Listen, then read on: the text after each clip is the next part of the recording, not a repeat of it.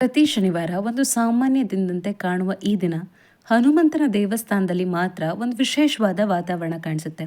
ಯಾರೋ ಕೈಯಲ್ಲಿ ಹೂ ಹಿಡಿದು ಬರ್ತಾರೆ, ಯಾರೋ ಹನುಮಂತನ ಮುಂದೆ ನಿಂತು ಕಣ್ಮುಚ್ಚಿ ಪ್ರಾರ್ಥಿಸ್ತಾ ಇರ್ತಾರೆ. ಕೆಲವರು ತಮ್ಮ ಜೀವನದಲ್ಲಿ ನಡೆಯುತ್ತಿರುವ ಕಷ್ಟಗಳು ದೂರವಾಗಲಿ ಅಂತ ಪ್ರಾರ್ಥಿಸ್ತಾರೆ. ಇನ್ನು ಕೆಲವರು ಶನಿ ದೋಷದಿಂದ ಮುಕ್ತಿ ಸಿಗಲಿ ಅಂತ ಹನುಮಂತನನ್ನ ನೆನೀತಾರೆ. ಆದರೆ ಶನಿವಾರಕ್ಕೂ ಹನುಮಂತನಿಗೂ ಏನು ಸಂಬಂಧ? ಹನುಮಂತನನ್ನು ಪೂಜಿಸಲು ವಾರದ ಬೇರೆ ದಿನಗಳಿದ್ದರೂ ಶನಿವಾರವೇ ಯಾಕೆ ಇಷ್ಟು ಜನ ಹನುಮಂತನ ದೇವಸ್ಥಾನಕ್ಕೆ ಹೋಗ್ತಾರೆ? ಇದರ ಹಿಂದೆ ಕೇವಲ ಒಂದು ಆಚರಣೆ ಇದೆಯಾ, ಅಥವಾ ಹನುಮಂತ ಮತ್ತು ಶನಿದೇವರ ನಡುವಿನ ಒಂದು ಅದ್ಭುತವಾದ ಪೌರಾಣಿಕ ಕಥೆ ಇದೆಯೇ? ಆ ಕತೆಗಿಂತಲೂ ಮುಖ್ಯವಾಗಿ ಅದರೊಳಗೆ ಅಡಗಿರುವ ಒಂದು ಆಧ್ಯಾತ್ಮಿಕ ಸಂದೇಶವಿದೆ. ಒಬ್ಬ ಮನುಷ್ಯನ ಜೀವನದಲ್ಲಿ ಕಷ್ಟಗಳು ಬಂದಾಗ ಅವನು ಏನು ಮಾಡಬೇಕು? ಭಯ ಪಡಬೇಕಾ, ಅಥವಾ ಹನುಮಂತನಂತೆ ತನ್ನೊಳಗಿನ ಶಕ್ತಿಯನ್ನ ಎಚ್ಚರಗೊಳಿಸಬೇಕಾ? ಇಂದು ಶನಿವಾರ ಹನುಮಂತನನ್ನ ಯಾಕೆ ಪೂಜಿಸ್ತಾರೆ ಎಂಬುದನ್ನು ಮಾತ್ರ ತಿಳಿದುಕೊಳ್ಳೋದಿಲ್ಲ, ಹನುಮಂತನ ಭಕ್ತಿಯ ನಿಜವಾದ ಅರ್ಥವೇನು ಎಂಬುದನ್ನು ಅರ್ಥ ಮಾಡಿಕೊಳ್ಳೋಣ. Welcome back to my channel. ನಾನು ಶ್ರೇಯ. ಹಿಂದೂ ಪರಂಪರೆಯಲ್ಲಿ ಶನಿವಾರವನ್ನ ಶನಿದೇವರಿಗೆ ಸಂಬಂಧಿಸಿದ ದಿನ ಅಂತ ಪರಿಗಣಿಸಲಾಗುತ್ತೆ. ಶನಿದೇವರ ಹೆಸರು ಕೇಳಿದ ತಕ್ಷಣ ಅನೇಕರ ಮನಸ್ಸಿನಲ್ಲಿ ಒಂದು ಭಯ ಮೂಡುತ್ತೆ. ಶನಿ ಬಂದರೆ ಕಷ್ಟ, ಶನಿ ಬಂದರೆ ವಿಳಂಬ, ಶನಿ ಬಂದರೆ ಜೀವನದಲ್ಲಿ ತೊಂದರೆ.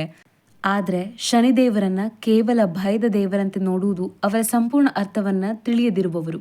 ಪುರಾಣಿಕ ಮತ್ತು ಜ್ಯೋತಿಷ್ಯ ಪರಂಪರೆಯಲ್ಲಿ ಶನಿಯನ್ನ ಕರ್ಮದ ಫಲವನ್ನ ನೆನಪಿಸುವ ಶಕ್ತಿಯನ್ನಾಗಿ ನೋಡಲಾಗುತ್ತೆ. ನಾವು ಮಾಡಿದ ಕೆಲಸಗಳಿಗೆ ಅದರ ಪರಿಣಾಮಗಳನ್ನು ಎದುರಿಸುವಂತೆ ಮಾಡುವ ಶಕ್ತಿ.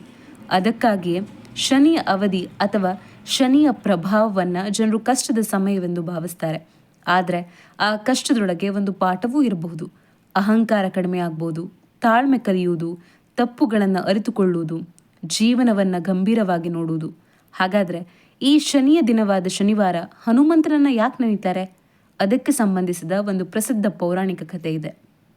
ಈ ಕತೆಗೆ ಹಲವು ಪ್ರಾದೇಶಿಕ ರೂಪಗಳಿವೆ, ಆದರೆ ಅದರ ಮೂಲ ಸಂದೇಶ ಒಂದೇ. ಒಂದು ಸಂದರ್ಭದಲ್ಲಿ ಶನಿದೇವರು ಹನುಮಂತನನ್ನ ಭೇಟಿಯಾಗ್ತಾರೆ. ಶನಿದೇವರು ತಮ್ಮ ಸ್ವಭಾವ ಮತ್ತು ಕರ್ತವ್ಯದಂತೆ ಹನುಮಂತನ ಮೇಲೂ ತಮ್ಮ ಪ್ರಭಾವ ಬೀರುವುದಾಗಿ ಹೇಳ್ತಾರೆ. ಆದರೆ ಹನುಮಂತ ಆ ಸಮಯದಲ್ಲಿ ಸಂಪೂರ್ಣವಾಗಿ ಶ್ರೀರಾಮನ ಸೇವೆಯಲ್ಲಿ ತೊಡಗಿಸಿಕೊಂಡಿದ್ರು. ಅವರ ಮನಸ್ಸಿನಲ್ಲಿ ತನ್ನ ಶಕ್ತಿಯ ಬಗ್ಗೆ ಅಹಂಕಾರ ಇರಲಿಲ್ಲ. ಅವರ ಗಮನ ಒಂದೇ ಕಡೆ ಇತ್ತು, ರಾಮನ ಸೇವೆ. ಕಥೆಯ ಪ್ರಕಾರ ಶನಿದೇವರು ಹನುಮಂತನ ಮೇಲೆ ಪ್ರಭಾವ ಬೀರುವ ಪ್ರಯತ್ನ ಮಾಡ್ತಾರೆ. ಆದರೆ ಹನುಮಂತನ ಭಕ್ತಿ, ಶಕ್ತಿ ಮತ್ತು ಸ್ಥಿರತೆಯ ಮುಂದೆ ಶನಿದೇವರಿಗೂ ಒಂದು ಪಾಠ ಸಿಗುತ್ತೆ.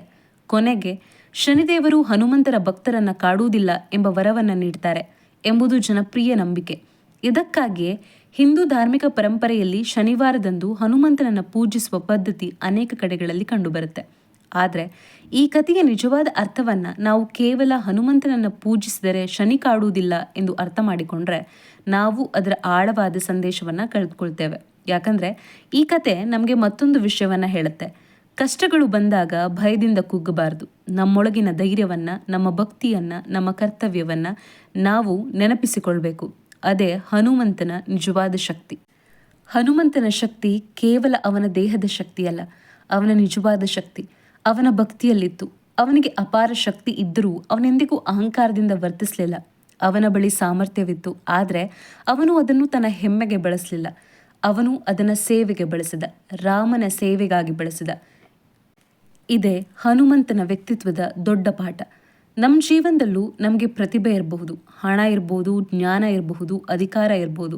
ಆದರೆ ಅವು ನಮ್ಮನ್ನು ದೊಡ್ಡವರನ್ನಾಗಿ ಮಾಡೋದಿಲ್ಲ. ಅವುಗಳನ್ನು ನಾವು ಹೇಗೆ ಬಳಸ್ತೇವೆ ಎಂಬುದೇ ನಮ್ಮ ನಿಜವಾದ ಮೌಲ್ಯವನ್ನು ತೋರಿಸುತ್ತೆ.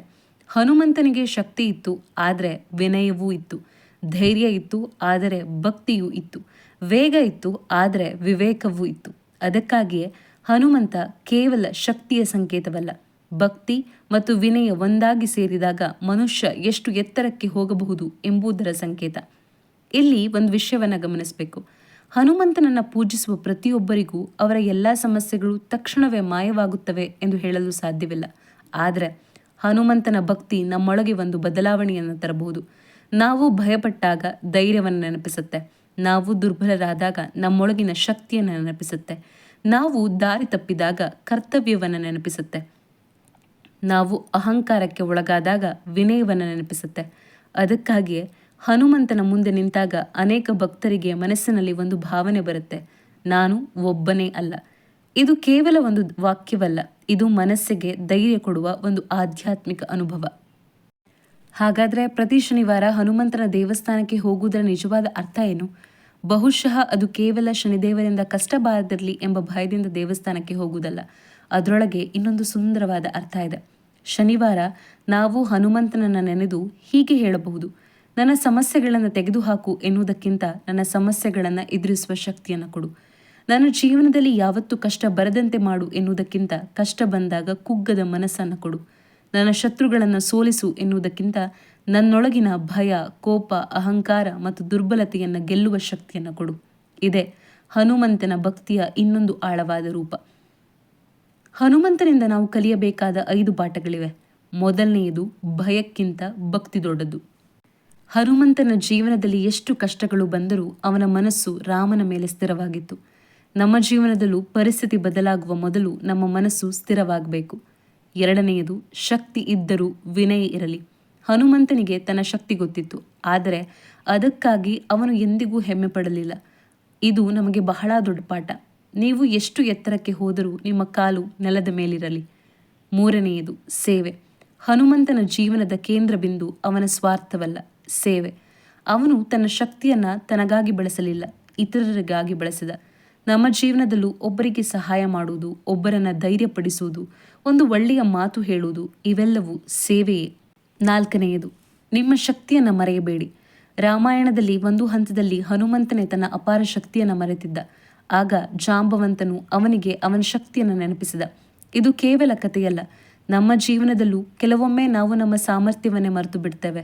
ಒಂದು ವೈಫಲ್ಯ, ಒಂದು ಟೀಕೆ, ಒಂದು ನಿರಾಕರಣೆ ನಮ್ಮ ಬಗ್ಗೆ ನಮ್ಮದೇ ಅಭಿಪ್ರಾಯವನ್ನು ಬದಲಾಯಿಸಿಬಿಡುತ್ತೆ. ಆ ಸಮಯದಲ್ಲಿ ನಮಗೆ ಜಾಂಬವಂತನಂತೆ ಒಬ್ಬ ವ್ಯಕ್ತಿ ಬೇಕಾಗ್ಬೋದು, ಅಥವಾ ನಮ್ಮೊಳಗಿನ ಜಾಂಬವಂತನನ್ನು ನಾವು ತಾನೇ ಎಬ್ಬಿಸಬೇಕು. ನಾನು ಇದಕ್ಕಿಂತ ಹೆಚ್ಚು ಮಾಡಬಲ್ಲೆ ಎಂದು ನಮಗೆ ನಾವೇ ನೆನಪಿಸಿಕೊಳ್ಳಬೇಕು. ಐದನೆಯದು, ಅಹಂಕಾರವನ್ನು ಬಿಟ್ಟು ಕರ್ತವ್ಯವನ್ನು ಮಾಡು. ಹನುಮಂತನಿಗೆ ತನ್ನ ಶಕ್ತಿ ಗೊತ್ತಿತ್ತು, ಆದರೆ ಅವನಿಗೆ ತನ್ನ ಕರ್ತವ್ಯವೂ ಗೊತ್ತಿತ್ತು. ಅದಕ್ಕಾಗಿಯೇ ಅವನ ಶಕ್ತಿ ವಿನಾಶಕ್ಕೆ ಹೋಗಲಿಲ್ಲ, ಸೇವೆಯಾಗಿ ಮಾರ್ಪಟ್ಟಿತು. ಇದೇ ನಿಜವಾದ ಶಕ್ತಿ. ನಮ್ಮ ಮೊದಲ ಪ್ರಶ್ನೆಗೆ ಮತ್ತೆ ಬರೋಣ. ಶನಿವಾರ ಹನುಮಂತನ ದೇವಸ್ಥಾನಕ್ಕೆ ಯಾಕೆ ಹೋಗ್ತಾರೆ? ಜನಪ್ರಿಯ ಹಿಂದೂ ಪರಂಪರೆಯಲ್ಲಿ ಶನಿವಾರವನ್ನು ಶನಿದೇವರ ದಿನವೆಂದು ಪರಿಗಣಿಸಲಾಗುತ್ತೆ. ಹನುಮಂತ ಮತ್ತು ಶನಿದೇವರ ಕುರಿತಾದ ಪೌರಾಣಿಕ ಕಥೆಗಳ ಕಾರಣದಿಂದ ಹನುಮಂತನ ಆರಾಧನೆಯನ್ನು ಶನಿವಾರದಂದು ವಿಶೇಷವಾಗಿ ಮಾಡುವ ಪದ್ಧತಿ ಅನೇಕ ಕಡೆಗಳಲ್ಲಿ ಬೆಳೆದಿದೆ. ಆದರೆ ಇದನ್ನು ಕೇವಲ ಭಯದ ದೃಷ್ಟಿಯಿಂದ ನೋಡಬೇಡಿ. ಶನಿ ನನ್ನನ್ನು ಕಾಡಬಾರದು ಎಂಬ ಭಯಕ್ಕಿಂತ ನನ್ನ ಕರ್ಮಗಳನ್ನು ಸರಿಪಡಿಸಿಕೊಳ್ಳಲು, ಕಷ್ಟಗಳನ್ನು ಧೈರ್ಯದಿಂದ ಎದುರಿಸಲು ಶಕ್ತಿ ಕೊಡು ಎಂಬ ಭಾವನೆಯೊಂದಿಗೆ ದೇವರನ್ನು ನೆನೆಯುವುದು ಹೆಚ್ಚು ಆಳವಾದ ಆಧ್ಯಾತ್ಮಿಕ ಅರ್ಥವನ್ನು ಹೊಂದಿದೆ. ಯಾಕಂದರೆ ದೇವರನ್ನು ಪೂಜಿಸುವುದರ ಅಂತಿಮ ಉದ್ದೇಶ ಹೊರಗಿನ ಜಗತ್ತನ್ನು ಬದಲಾಯಿಸುವುದು ಮಾತ್ರವಲ್ಲ, ನಮ್ಮೊಳಗಿನ ಜಗತ್ತನ್ನು ಬದಲಾಯಿಸುವುದು. ನೀವು ಶನಿವಾರ ಹನುಮಂತನ ದೇವಸ್ಥಾನಕ್ಕೆ ಹೋದಾಗ ಒಂದು ಕ್ಷಣ ಕಣ್ಣು ಮುಚ್ಚಿ ನಿಮ್ಮ ಸಮಸ್ಯೆಗಳ ಪಟ್ಟಿಯನ್ನು ದೇವರ ಮುಂದೆ ಇಡುವ ಮೊದಲು ನಿಮ್ಮೊಳಗೆ ಒಂದು ಪ್ರಶ್ನೆ ಕೇಳಿಕೊಳ್ಳಿ: ನನಗೆ ನಿಜವಾಗಿ ಬೇಕಾಗಿರುವುದೇನು? ಸಮಸ್ಯೆಗಳಿಲ್ಲದ ಜೀವನವೇ, ಅಥವಾ ಸಮಸ್ಯೆಗಳನ್ನು ಎದುರಿಸುವ ಧೈರ್ಯವೇ? ಭಯವಿಲ್ಲದ ಜೀವನವೇ, ಅಥವಾ ಭಯ ಇದ್ದರೂ ಮುಂದೆ ನಡೆಯುವ ಶಕ್ತಿಯೇ? ಯಾರೂ ನನ್ನನ್ನು ನೋಯಿಸಬಾರದು ಎಂಬ ಜೀವನವೇ, ಅಥವಾ ಯಾರಾದರೂ ನೋಯಿಸಿದರೂ ನನ್ನ ಮನಸ್ಸಿನ ಶಾಂತಿಯನ್ನು ಕಳೆದುಕೊಳ್ಳದ ಶಕ್ತಿಯೇ? ಬಹುಶಃ ಇದೇ ಹನುಮಂತ ನಮಗೆ ಕಲಿಸುವ ದೊಡ್ಡ ಪಾಠ. ಹನುಮಂತನನ್ನು ನೆನೆಯುವುದು ಎಂದರೆ ಕೇವಲ ಹೊರಗಿನ ಶಕ್ತಿಯನ್ನು ಬೇಡುವುದಲ್ಲ, ನಮ್ಮೊಳಗೆ ಮಲಗಿರುವ ಶಕ್ತಿಯನ್ನು ಎಚ್ಚರಿಸುವುದು.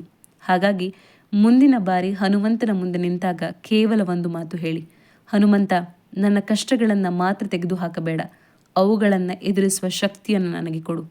ಯಾಕಂದರೆ ಕಷ್ಟಗಳು ಇಲ್ಲದ ಜೀವನ ದೊಡ್ಡದಲ್ಲ, ಕಷ್ಟಗಳ ಮಧ್ಯೆಯೂ ಕುಗ್ಗದೆ ನಿಂತ ಮನಸ್ಸೇ ದೊಡ್ಡದು. ಜೈ ಹನುಮಾನ್. ಈ ವಿಡಿಯೋ ನಿಮಗೆ ಇಷ್ಟ ಆಗಿದ್ದರೆ ಲೈಕ್ ಮಾಡಿ. ಶನಿವಾರ ಹನುಮಂತನ ದೇವಸ್ಥಾನಕ್ಕೆ ಹೋಗುವ ನಿಮ್ಮ ಅನುಭವವನ್ನು ಕಾಮೆಂಟ್ನಲ್ಲಿ ಹಂಚಿಕೊಳ್ಳಿ. ಎಂತಹ ಆಧ್ಯಾತ್ಮಿಕ ಕಥೆಗಳು ಮತ್ತು ಅವುಗಳ ಆಳವಾದ ಅರ್ಥಗಳನ್ನು ಕನ್ನಡದಲ್ಲಿ ತಿಳಿಯಲು ಕನ್ನಡ ಮೈಂಡ್ಫುಲ್ ಬುಕ್ಸ್ ಚಾನಲನ್ನು ಸಬ್ಸ್ಕ್ರೈಬ್ ಮಾಡಿ. ಜೈ ಶ್ರೀರಾಮ್, ಜೈ ಹನುಮಾನ್.